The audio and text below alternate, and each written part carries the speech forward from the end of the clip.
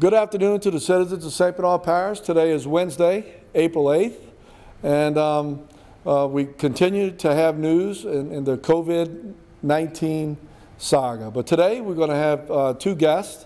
We have a lot of important information to get to you today. So we're going to have our Chancellor, Tinney, from Nunez Community College come up and talk about how they are playing a part with our community in this crisis. So we're going to have Dr. Tinney come up, then we're going to have, I'm going to come up and give you our update for today. And Councilman Lewis is going to share all that he knows about the SBA loans and some information about unemployment that's important to a lot of our citizens. So right now we'll have Dr. Tinney come up.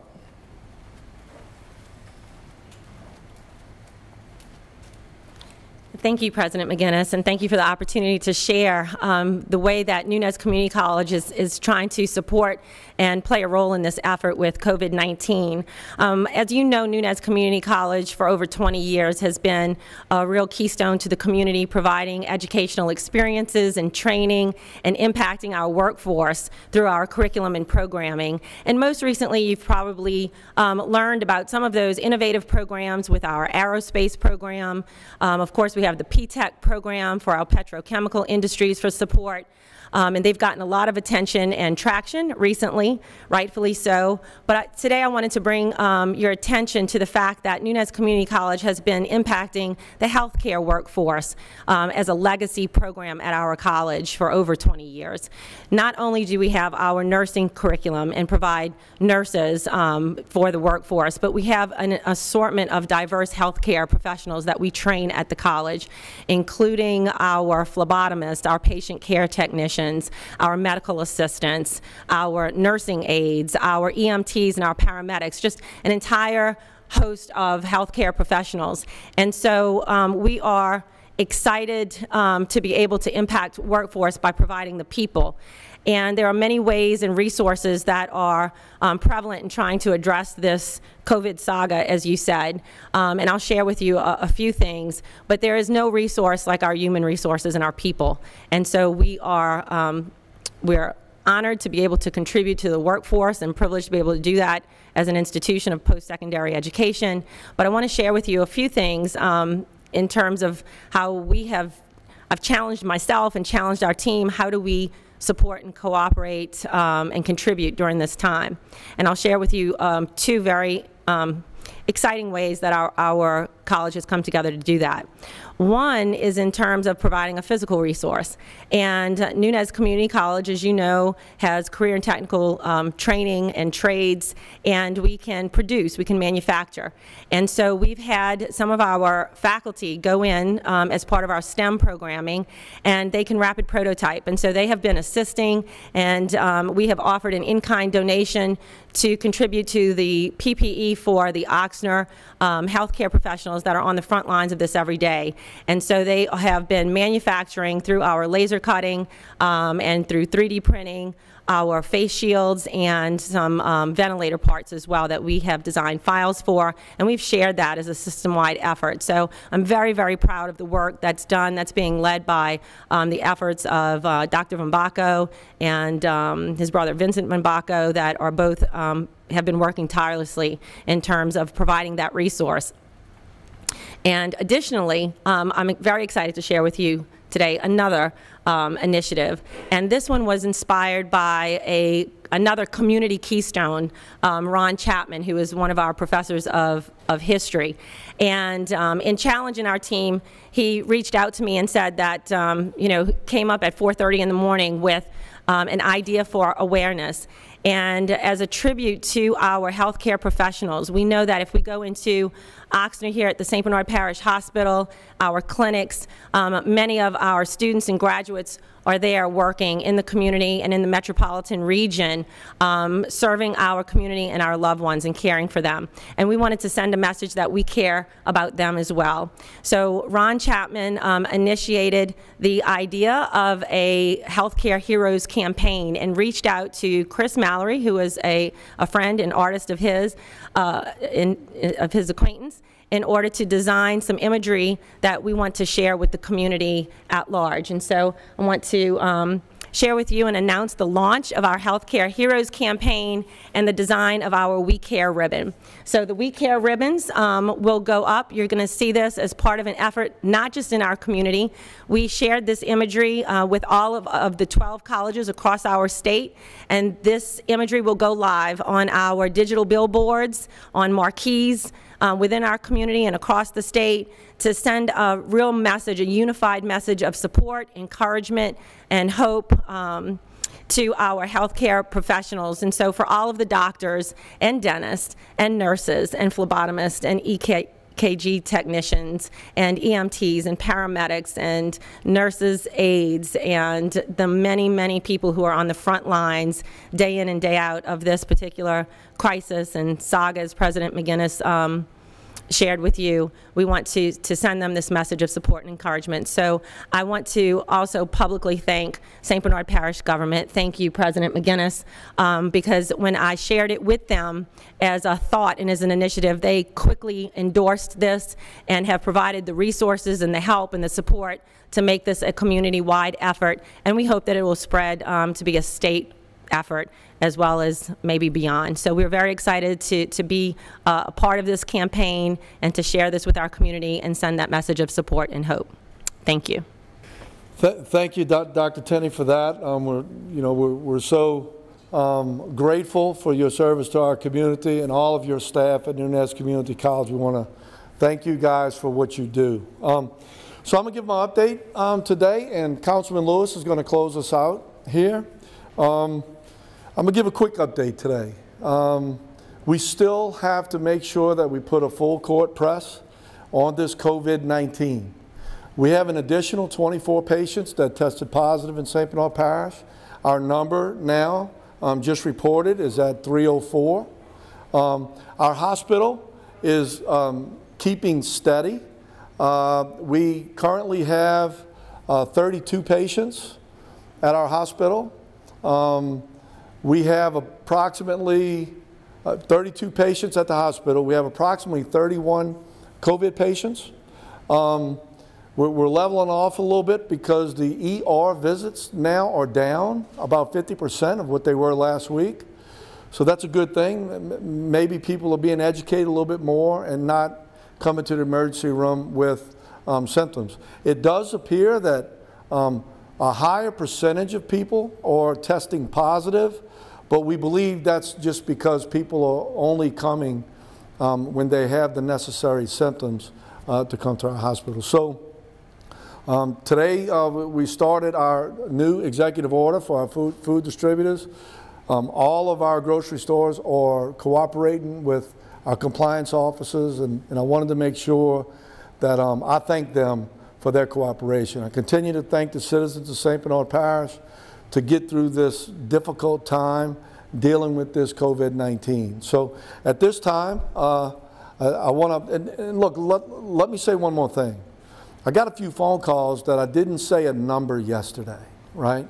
These numbers, as far as total positive tests, can be found at LDH, or just Google Louisiana Department of Health and just click on the coronavirus, and it's going to give you all the numbers you need to know. But I will try to remember to say that number every time I do an update. And you got to remember, those numbers on a daily basis is not something that I hang my hat on. I want to wait. I would rather these numbers come out weekly because you get a better understanding over the long haul. And we talked about that a little bit too. So thank you guys for your attention. And now we'll have Councilman Lewis come up and educate us a little bit on the SBA and some unemployment information. Thank you.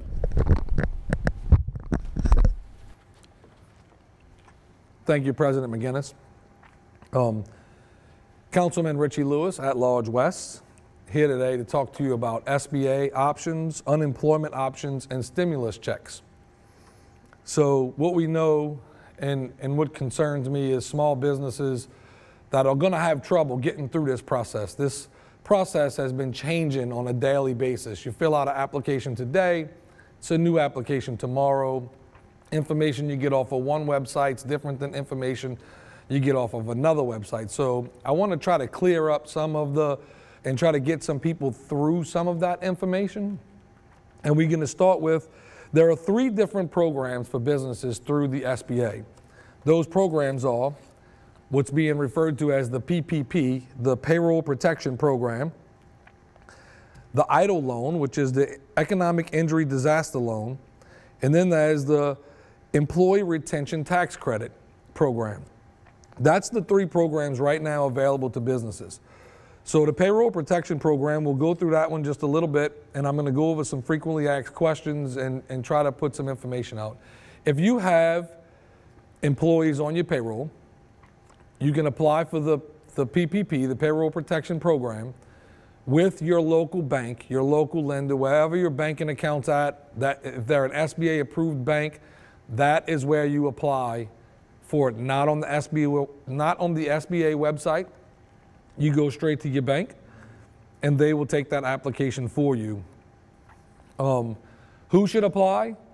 Businesses with less than 500 employees is what qualifies for the PPP. There are a few certain instances with businesses over 500 employees.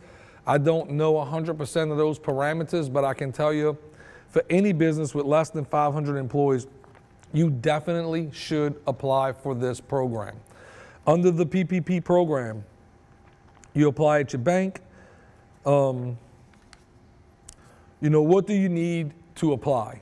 So what you're going to be looking for, what the bank is going to be looking for. Now, every bank has a different application process. And I deal with 2 banks, and both banks had a different process and asked me for different information. But the one common piece of information that they're all asking for is your scheduled 940s and your 941s. And what that is that's your payroll tax returns that you turn in every time you pay. Your 941 is your quarterly, your 940 is your yearly.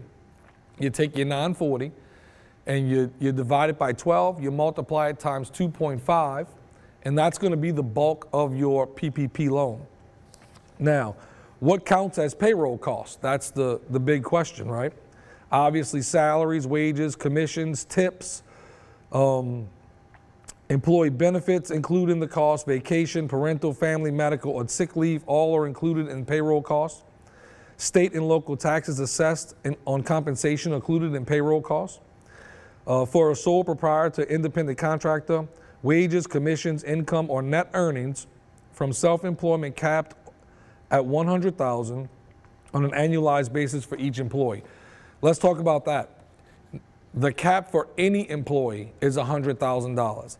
So if you're paying someone more than $100,000, then their salary does not qualify in the PPP program. The parameters or the applications for sole proprietors and independent contractors, which I think our fishermen are going to fall under, those applications aren't going to be available until the 10th, which is 2 days from now. And I know the process is not 100% set up, but they are in the works of setting it up. The PPP program came out a week and a half ago, and that process was just set up for applications over the weekend and into Monday. So it's taken some time for the SBA and the banks all to talk and have their procedures together. You just have to be patient. I know a lot of businesses are being patient. And today, I don't know one person that has received any money yet. So we're all anxious, we're all waiting and hoping to stay in business. We just have to be patient. Let's talk about the forgiveness of the loan and what the loan can be used for. And we're still talking about the payroll protection loan. We haven't moved on yet. The loan can be used for payroll and everything that comes with payroll.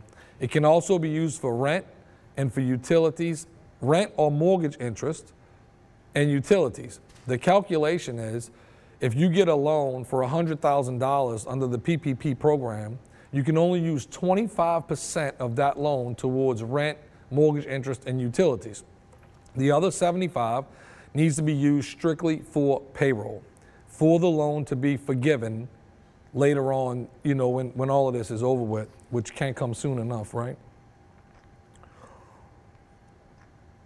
Now, if there's a portion of your loan that's not forgiven and you're going to owe a balance at the end, let's say you got so much money for payroll and you just didn't have that much payroll because you had less employees, then that's going to be paid back over up to 10 years. They don't have an actual year on it. It just says up to 10 years at 1% interest.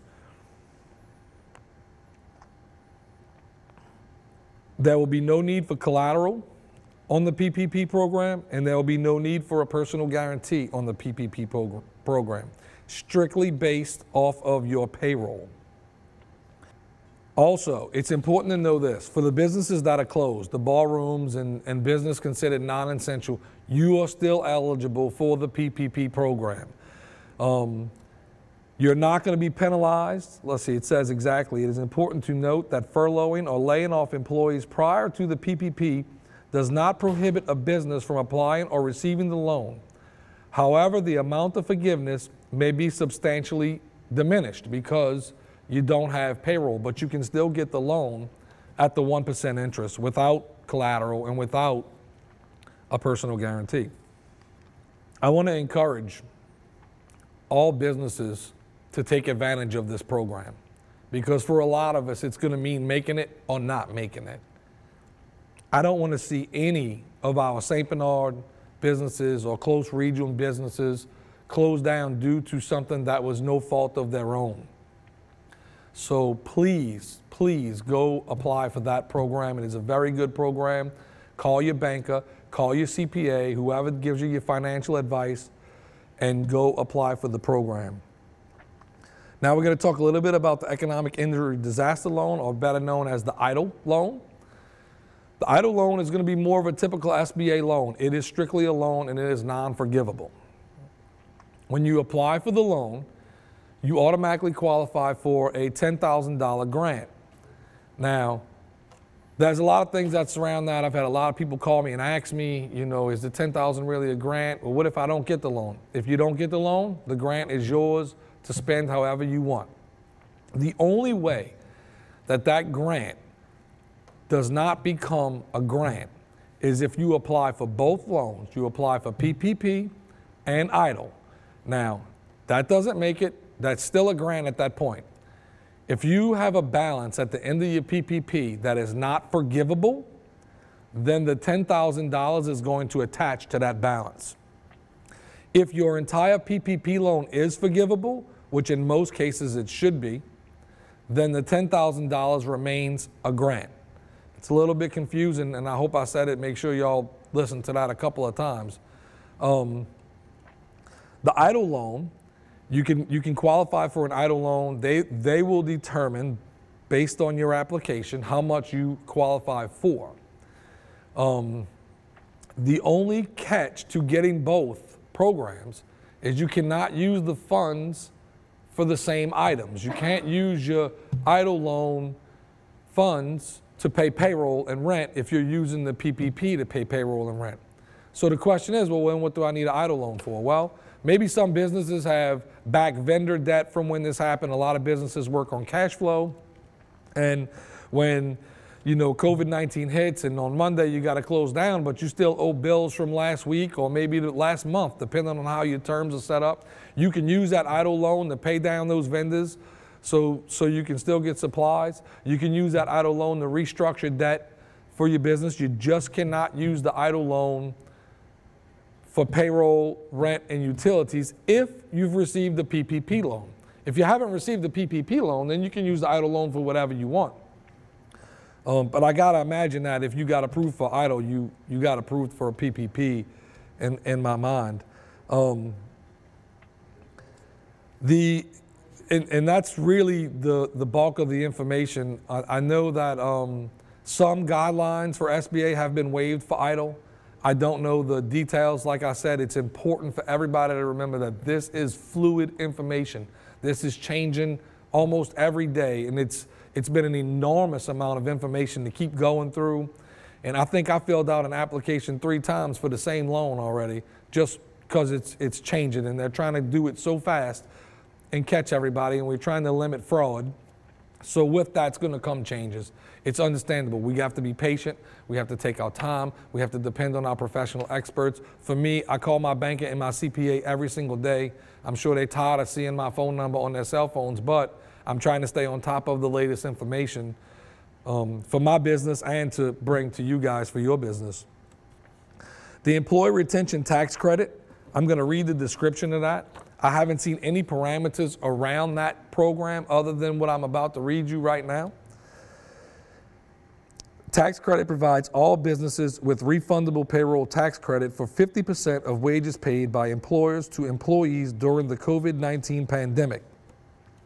Employers with 100 or fewer employees may claim the credit for all employee wages, regardless of whether the employer is fully operating or partially or fully shut down.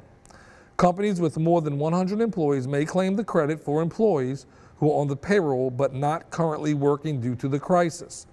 The credit is provided for the first $10,000 of compensation, including health benefits paid on employee wages, paid from 3/13/2020 through 12/31/2020. Real important. Employers who participate in the PPP program are not eligible for the tax credit.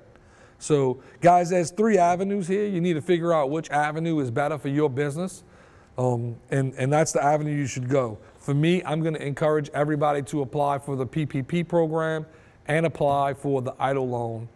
Go both routes, and I think that's going to make a big difference on how many businesses we can keep open and how many just don't make the distance. It's tough when they ask you to close down or limit your business and you're still trying to pay employees. So we understand that.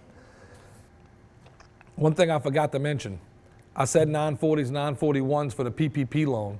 Guys, all of these loans come down to record keeping. Get through before you go to apply, make sure you have a payroll summary.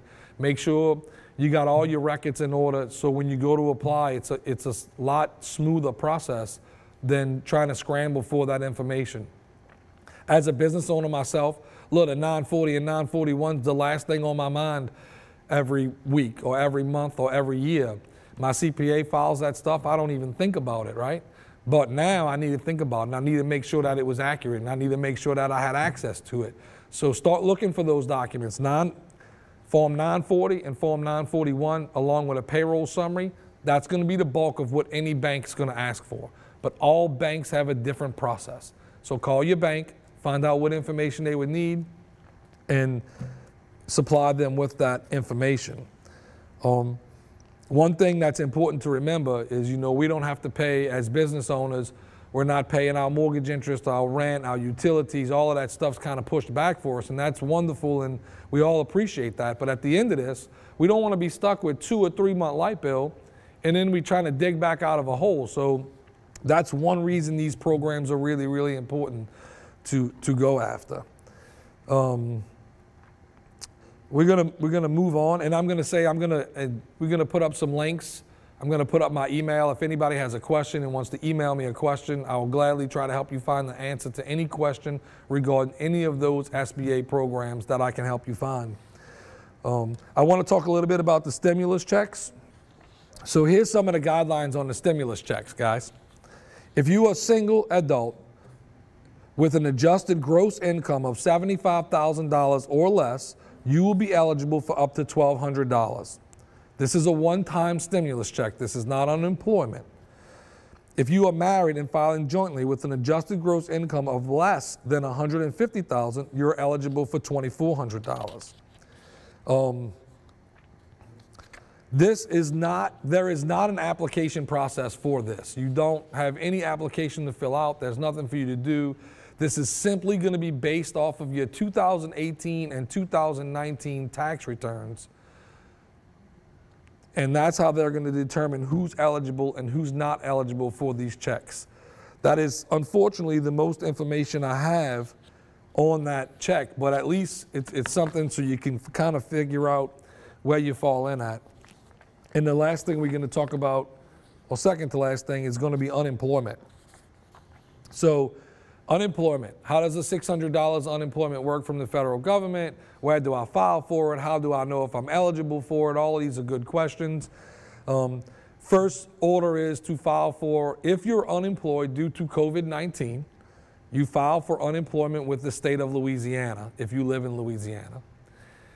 The federal government is going to use those records to figure out who's eligible and who gets up to $600 of additional unemployment through the federal government.